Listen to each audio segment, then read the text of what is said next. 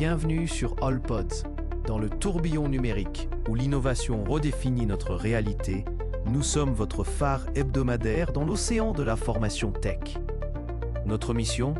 Démystifier ce monde fascinant et vous livrer l'essentiel dans un format ultra condensé. Bienvenue sur AllPods, le futur à portée de voix. Aujourd'hui, on plonge dans un sujet fascinant, Fellow. Il est présenté comme le tout premier navigateur agentique.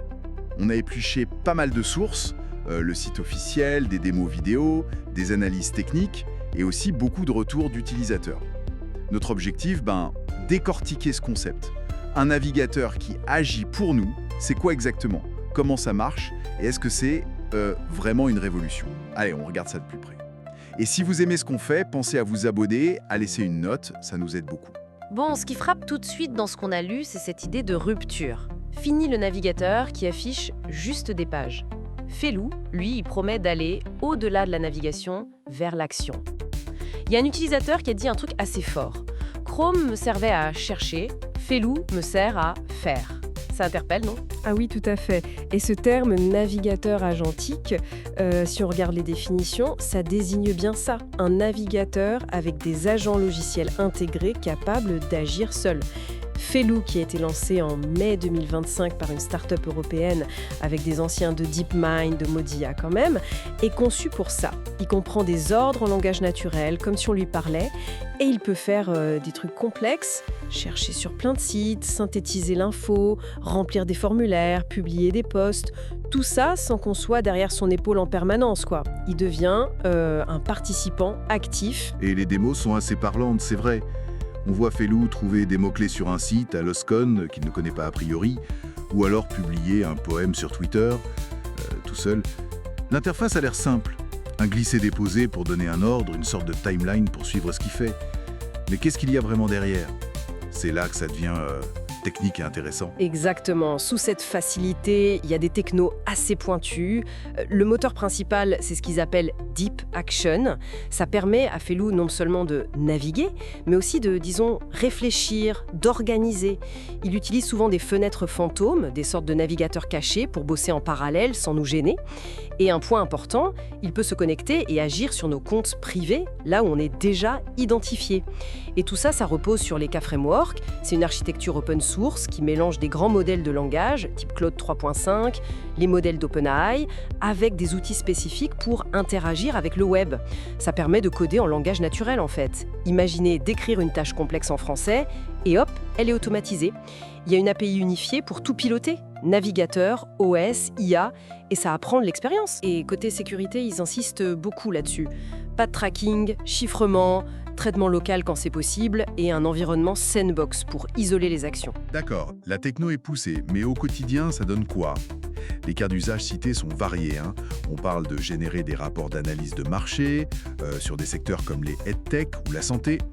Certains retours disent que ça réduit le temps de travail de 90%, c'est énorme, ou alors automatiser des publications sur les réseaux, comparer des produits et même les acheter directement. C'est ça. Et les retours utilisateurs qu'on a vus sont souvent dithyrambiques, il faut le dire. Certains disent que Fellow rend Chrome complètement obsolète. D'autres le voient comme un multiplicateur de productivité, voire comme le membre le plus intelligent de l'équipe. Ça donne une idée de l'impact perçu, quoi.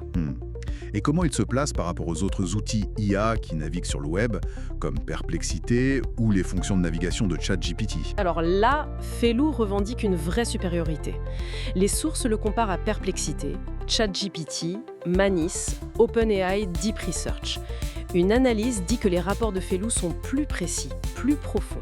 Il y a même un chiffre, 1,3 fois plus rapide qu'un outil OpenAI pour une tâche de rapport spécifique, selon une source. Mais la grosse différence, celle qui est soulignée partout, c'est pas juste la recherche, c'est que Fellow agit. Il automatise, il exécute des tâches. Là où les autres cherchent et synthétisent l'info, lui, il est là pour faire le boulot. Ça pourrait même bousculer des outils d'automatisation comme Zapier ou Make, tu vois. Très intéressant. Et si ça nous tente d'essayer, comment on fait? Pour l'instant, d'après ce qu'on a lu, c'est dispo sur macOS seulement, mais les versions Windows et Linux sont annoncées pour bientôt. L'accès se fait via une liste d'attente et il y a un système de crédit pour l'utilisation des fonctions avancées. Donc si on récapitule ce qu'on a vu dans les sources, Fellu se positionne vraiment comme le pionnier d'une nouvelle ère pour les navigateurs. Plus seulement une fenêtre sur le web, mais un véritable agent, un assistant à qui on peut déléguer des tâches. C'est tout à fait ça, et les implications sont potentiellement énormes. On imagine les gains de temps, la charge cognitive réduite, l'accès à des tâches complexes pour plus de monde. Ça pose la question de l'avenir des moteurs de recherche traditionnels et peut-être même de certains métiers du web.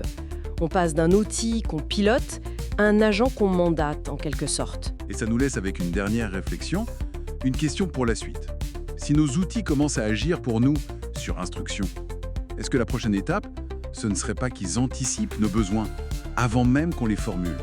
Ça redéfinirait notre rapport au numérique de manière assez fondamentale. Voilà de quoi réfléchir. C'est tout pour aujourd'hui sur AllPods. Merci de nous avoir écoutés. On espère que cette discussion vous a plu.